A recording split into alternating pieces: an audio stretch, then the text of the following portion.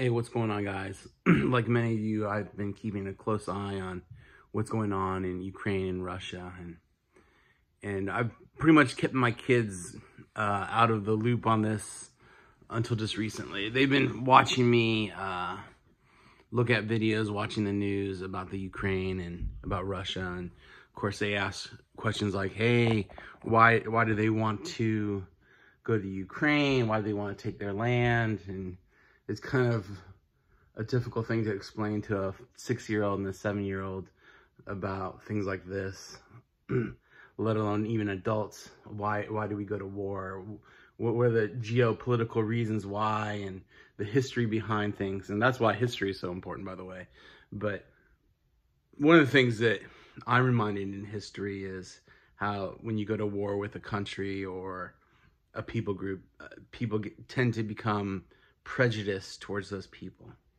And that's when it becomes a very dangerous thing. Even here in the United States during World War II, we had internment camps.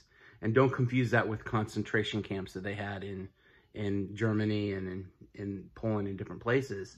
That's 100% different. But still, we had internment camps here for the Japanese because we were scared they were going to be spies or they were going to be working for the Japanese government. And most of that was not true. There might have been a few spies and whatnot, but for the most part, it was done out of fear.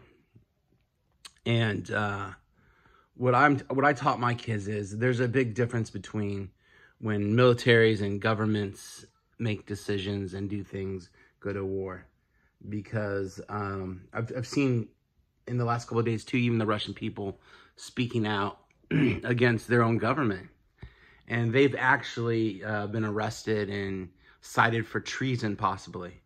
And so what I want to say is that we don't become prejudiced towards Russians, the Russian people. You know, I told my boys, that there's a lot of great Russian people that know Jesus and love Jesus, right? And they don't want this war either.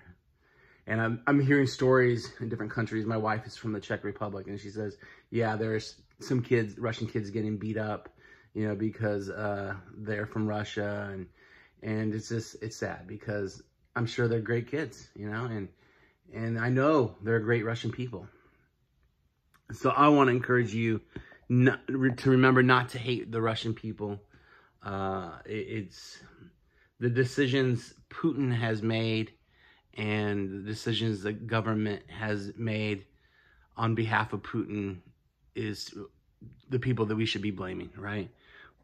Let me say this. We should be praying for our leaders, our government officials to make the right decisions. And again, I don't want to go to war with Russia. It would be a bad thing. But we still need to do the right thing. We need to pray, petition our governments to push sanctions on Putin himself, possibly. The thing I hate about sanctions itself is generally it hurts the common person. It hurts the Russian that is already struggling, you know. Even though Russian has a strong military, you know, I think their GDP is still pretty weak for their average civilian.